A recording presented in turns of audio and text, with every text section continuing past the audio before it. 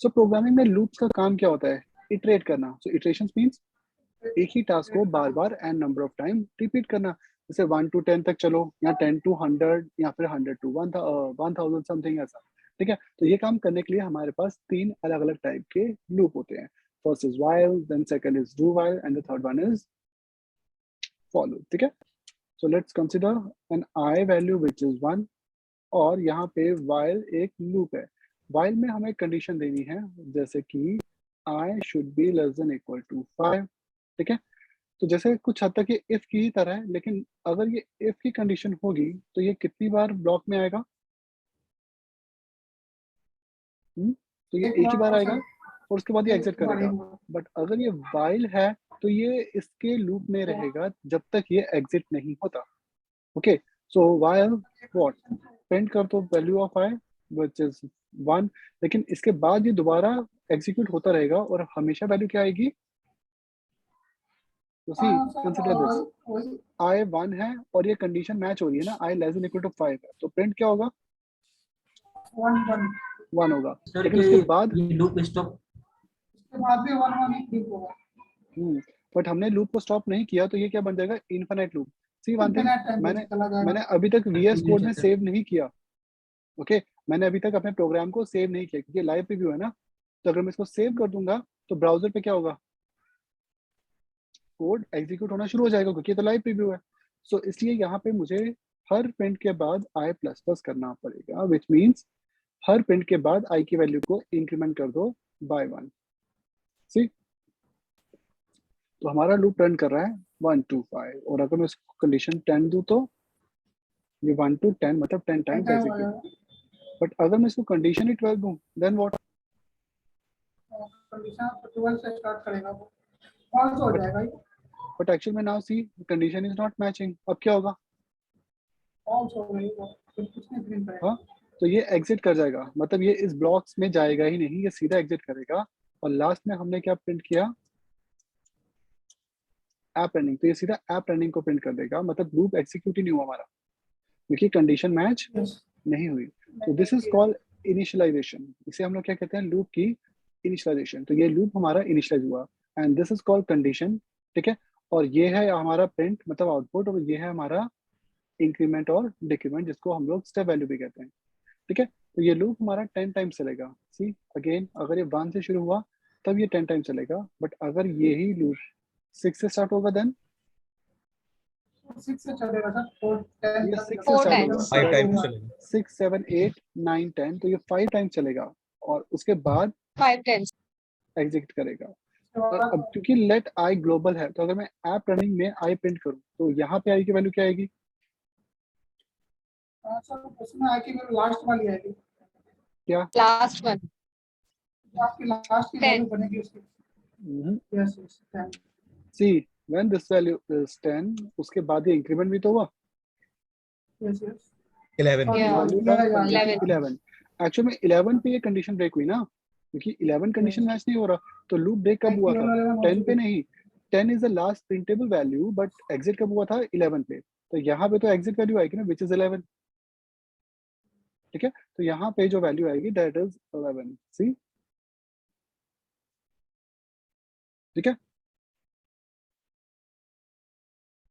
तो इस टाइप से हमारा एक लूप प्रोग्राम वर्क करता है. तो लूप और इफ में डिफरेंस क्या है? दोनों कंडीशन है, बट इफ एक बार उसे पास करता है, जबकि लूप उसे तब तक पास करेगा, कॉल करेगा जब तक वो एग्जिट ना हो. ठीक है, तो जब तक एग्जिट नहीं होगा, मतलब जब तक कंडीशन मैच हो रही है, तब तक वो लूप में रहेगा. जैसे वेयर आई इज 1 और कंडीशन क्या है कि I should be less than equal to 10, तो जब तक कंडीशन नहीं मैच होगी तब तक ये लूप में रहेगा. और जैसे ही आई 10 से ज्यादा बड़ा हो गया है, मतलब 11 हो गया, तो ये एग्जिट कर जाएगा. This is arrow for exit. और एग्जिट कब करेगा? जब आई 11 होगा. तो ये लूप कितनी बार चलेगा? 10 टाइम्स. बट अगर हमारी वैल्यू इनपुट ही 12 है, तब क्या होगा?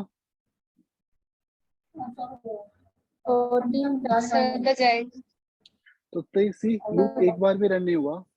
ठीक है, लूप की जो प्रोसेस होती है वो सिंक्रोनस होती है असिंक्रोनस. तो क्योंकि जेएस और सिंगल थ्रेड है, यस, तो ये सिंक्रोनस ही रन करेगा. इन शॉर्ट अगर ये लूप इनफाइनाइट बन गया तो क्या ये आउटपुट कभी प्रिंट होगा? नहीं। जैसे कि हो सकता आई प्लस प्लस को कमेंट कर दिया मैंने, अब ये लूप कैसे काम करेगा? अब ये एक इनफाइनाइट लूप है, सही। ऑल्दो वैसे मैं रेकमेंड करता हूँ कि आपको ये टास्क रन नहीं करना चाहिए, बट मैं अपने मैक पे कभी कभी रिस्क ले लेता हूँ, सी। तो ये लूप इनफाइनाइटली चल रहा है, बट मुझे पता है कुछ टाइम के बाद मेरा सिस्टम हैंग हो सकता है, फ्रीज हो जाएगा, बट नॉर्मली मैक में ऐसा होता नहीं है। तो एज सुन एज पॉसिबल आपको अपना टैब क्लोज करना पड़ेगा, तो मुझे अपने टैब को as soon as possible close करना पड़ेगा। अदरवाइज क्या होगा, मेरा करंट वो जो ब्राउजर का टैब है, क्योंकि उसका जो थ्रेड है वो पूरा का पूरा क्या हो जाएगा, वो 100% ऑक्यूपाई हो जाएगा। मतलब मेरा जो सिस्टम है, प्रोसेसर है, उसका सिंगल थ्रेड फुल प्रोसेस पे चल रहा है, ठीक है ना। तो ये एक इनफाइनाइट लूप है जो हमें हमेशा अवॉइड करना चाहिए। ओके। इवन मुझे याद है when I use Windows laptop 2015 तक, तो तब तो मुझे समटाइम्स वो एंटास करना पड़ता था, control plus alt plus delete था, कंट्रोल शिफ्ट डिलीट होता है एंटास में विंडोज के लिए, जिससे टास्क बार आ जाता है। कंट्रोल ऑल्ट डिलीट था, कंट्रोल शिफ्ट डिलीट समथिंग होता है, जिससे आपका टास्क बार ओपन होता है, देन आप उसमें क्रोम को राइट क्लिक करके एंड टास्क करते थे। वैसे ही कुछ होता है, एंड कंट्रोल शिफ्ट या कंट्रोल शिफ्ट डिलीट होगा, जस्ट मुझे उसका शॉर्टकट भूल गया। तो नॉर्मली फिर वो करना पड़ता था, हमें एंड टास्क के थ्रू उसको स्टॉप करना पड़ता था। डिलीट की, ओके, तो डिलीट करना पड़ता था हमें उसको, ठीक है। सो इस केस में क्या होता है, हमारा लूप इनफाइनाइट बन जाता है। तो इसीलिए लूप में इनिशियलाइजेशन भी जरूरी है, कंडीशन भी जरूरी है, और इंक्रीमेंट या स्टेप वैल्यू भी जरूरी होती है। This is the first loop which is while. और वाइल कैसे काम करता है?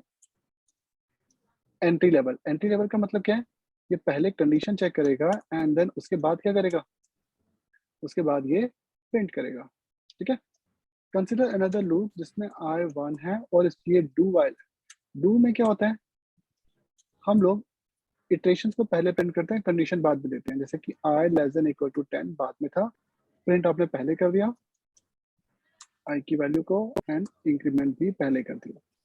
तो ये डू वाइल लूप है, ये भी नॉर्मल ही बिहेव कर रहा है, ओके। सो इट्स 1 to 10 और फिर आप रनिंग। इसका एक्स्ट्रा एडवांटेज हमें तब मिलता है जब हमारे लूप की पहली कंडीशन मैच नहीं होती, लेकिन तब तक डू चल चुका है, मतलब प्रिंट हो चुका है। तो अगर आई लेस देन इक्वल टू 12 है तो कंडीशन मैच नहीं हो रही, लेकिन फिर भी ये कितनी बार चल रहा है, ये एक बार चल रहा है। इन शॉर्ट ये मतलब एंट्री पे चेक करते हैं या एग्जिट पे पहले चेक करते हैं, प्री या पोस्ट? ये बाद में चेक करता है। तो सी पहली बार ये इससे पास हो गया था, तो ये बाद में एग्जिट पे चेक करेगा, एंट्री पे चेक नहीं करेगा। तो आई वॉज 12, लेकिन इसने उसको प्रिंट कर दिया और इंक्रीमेंट करके उसको 13 भी बना दिया। इसलिए अगर मैं यहाँ आई लिखूंगा तो आई कितना आएगा, 13। लेकिन after that he comes to know कि कंडीशन तो मैच नहीं हुई, लेकिन तब तक एक इटरेशन हो चुकी थी। तो वाइल मिनिमम कितनी बार चलता है, वाइल वाइल की मिनिमम इटरेशन कितनी है, 0 और पॉजिटिव, ठीक है। तो या तो 0 टाइम चलेगा या फिर ये एन नंबर ऑफ टाइम्स चलेगा, ठीक है। तो 0 भी चल सकता है, एन नंबर ऑफ टाइम्स भी चल सकता है, लेकिन डू वाइल हमेशा 1 या फिर ग्रेटर देन चलेगा। मतलब ये कम से कम एक बार जरूर चलता है, ये एटलीस्ट वंस एक बार जरूर चलेगा। ये 0 टाइम्स भी चल सकता है, 0 टाइम्स। बट वाइल में सिंटेक्स ज्यादा है, पहले इनिशियलाइजेशन अलग लो फिर कंडीशन अलग लो। तो इसी को इजी वे में कैसे लिखते हैं, यूजिंग फॉर। तो फॉर का फायदा क्या है, इसी के अंदर क्योंकि ये ब्लॉक है ना, तो जो आई होगा वो हमारा ब्लॉक स्कूप में रहेगा। तो मैंने आई की वैल्यू 1 दे दी, I less than equal to 10 और आई प्लस प्लस चलेगा, ये बिल्कुल वाइल की तरह। बट इसमें लूप का जो सिंटेक्स है वो बहुत सिंपल है। See i is not defined Y,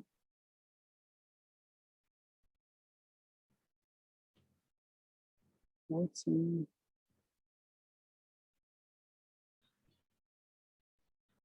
okay see यहाँ पे ये आई की वैल्यू प्रिंट क्यों नहीं हो रही?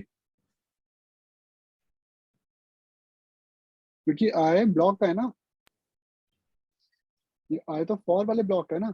अगर यहाँ वैर होता तो तब आप एग्जिट वैल्यू को चेक कर सकते थे, तो ये 11 पे एग्जिट करेगा। तो इसका एक बेनिफिट पहला तो ये है कि इसमें जो आई होता है वो प्राइवेट होता है, क्योंकि हम वैर को लेट से नहीं लेते, अब हम वैर को लेट से लेंगे, वैर से नहीं लेट से लेंगे, तो इसलिए आई एग्जिट नहीं करेगा। तो अगर आपका ग्लोबल आई, जैसे कि आई की वैल्यू 100 है, तो आई आपका ये 100 ही रहेगा, ग्लोबल वैल्यू 100 रहेगी या वैर 100 रहेगा, सिर्फ लूप के अंदर वो 1 to 10 होगा, और यहाँ एग्जिट वैल्यू क्या आएगी? 100। ठीक है, तो ये जो वैल्यू है ये हमेशा 100 आएगी। ठीक है, क्योंकि ये वाला जो आई है वो क्या है, ब्लॉक या लोकल या global? Local. It's not a function block ना, को जब भी फंक्शन ही नहीं बनाया तो फिर लोकल का कंसेप्ट ही नहीं है। ओके, तो ये ब्लॉक है, तो ये ब्लॉक लेवल पे वर्क करेगा। तो ये हमारा ग्लोबली एक्सेसिबल है, ये हमारा ब्लॉक के अंदर एक्सेसिबल रहेगा। तो सी ये आपको यही मैसेज प्रिंट कर रहा है that I should be less than equal to 1। Now हम इस लूप को रन कर रहे हैं, सी आपको आउटपुट क्या मिल रहा है? App running. तो ये ऐप रनिंग कब होगा? जब लूप 10 टाइम्स रन करेगा। नाउ मैं इसे 100 टाइम्स करता हूँ तो भी ये चल रहा है, मैं इसे 1000 टाइम्स करता हूँ तो भी ये चल रहा है, मैं इसे 10,000 टाइम्स कर रहा हूँ तो ये माइनर सा डिले ले रहा है। ठीक, तो sometimes we need to calculate कि ये एग्जीक्यूशन टाइम कितना है। इसके लिए 2-3 तरीके हैं। एक तो है हम पहले स्टैक पे कंसोल डॉट टाइम से एक वेरिएबल डिक्लेयर करेंगे टाइम नाम का। ठीक है, तो लाइन 67 से हमने एक कंसोल डॉट टाइम नाम का फंक्शन दिया, तो ये क्या करेगा, यहाँ से टाइम को रिकॉर्ड करना शुरू करेगा लाइक अ स्टॉप वॉच। और जब ये लूप कंप्लीट हो जाए तो कंसोल डॉट टाइम एंड करेगा इसको, किसे, टाइम को। तो ये यहाँ तक इसको मॉनिटर करेगा और प्रिंट भी करेगा, और उसके बाद ऐप रनिंग तो है। इसकी क्या रिक्वायरमेंट थी मुझे, सी तो आफ्टर दैट ये मुझे प्रिंट कर रहा है कि इसका एग्जीक्यूशन टाइम कितना है, 548 मिली सेकेंड, मतलब लूप 1 सेकेंड से भी कम टाइम में एग्जीक्यूट हो रहा है। ये टाइम आपके ऑपरेटिंग सिस्टम और थ्रेड की स्पीड के अकॉर्डिंग वेरी भी करेगा। ठीक है, ये आपके ओएस और थ्रेड वाइज वेरी भी करता है। जैसे व्हेन आई यूज सफारी, तो नॉर्मली ये जो टाइम है ये क्रोम से 10% फास्ट चलता है।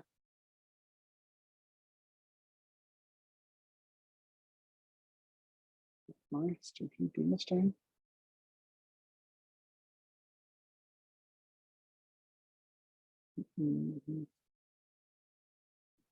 One second, कितना था? Just 10,000 ना?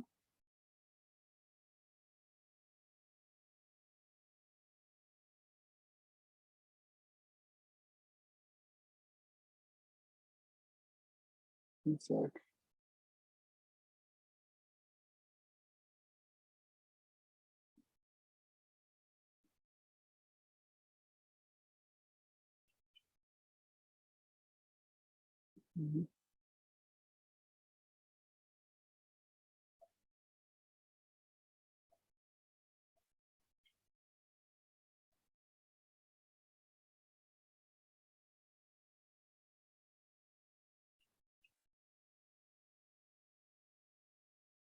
आई थिंक कंसोल पे ना सफारी ने कुछ लिमिट लगा रखी है कि कंसोल पे इतने से ज्यादा लॉग होंगे नहीं। ओके, तो आई थिंक सफारी की कुछ रिस्ट्रिक्शन है जिसकी वजह से ऐसा हो रहा है। इसको मैं डॉम पे करवाऊंगा, बट डॉम हमने अभी किया नहीं है, तो मैं इसको सफारी से बंद कर देता हूँ। तो डॉम पे इसको करने के लिए, जैसे सपोज आपको नॉर्मली मैंने एक टास्क बना रखा है जैसे ये, बट ये डॉम वाला टास्क है, ये हम लोग करेंगे कल। जैसे मुझे चेक करना है कि मेरे सिस्टम में 1000 इटरेशन का लूप कितनी देर में चल रहा है। तो करंट प्रोसेस के अकॉर्डिंग मेरे सिस्टम में ये 1.2 सेकेंड में चल रहा है। 2000 होगा तो ये नॉर्मली 2 सेकेंड लेता है, बट क्योंकि करंटली मैं जूम यूज कर रहा हूँ तो जूम के साथ प्रोसेस थोड़ी सी स्लो हो जाती है और स्क्रीन शेयरिंग चल रही है, तो ये टाइम ज्यादा लेता है।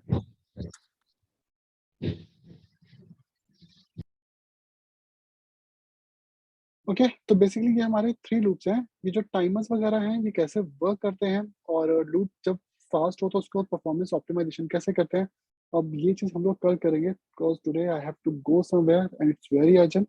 सो अर्लियर आई थॉट कि मैं क्लास कैंसिल कर दूं, देन आई थॉट कि नो, मैं 9 बजे तक भी क्लास ले सकता हूँ। So today I need to stop there. ठीक है, तो लूप के रिमेनिंग चीज़ें जैसे डॉम पे लूप का आउटपुट वगैरह जो होता है वो हम लोग फिर कल स्टार्ट करेंगे। मेल भी इवन मैं आपको when I reach home I think मुझे 11 बज जाएंगे, तो आफ्टर 2 आवर्स सेंड कर पाऊंगा मैं आपको। ठीक है।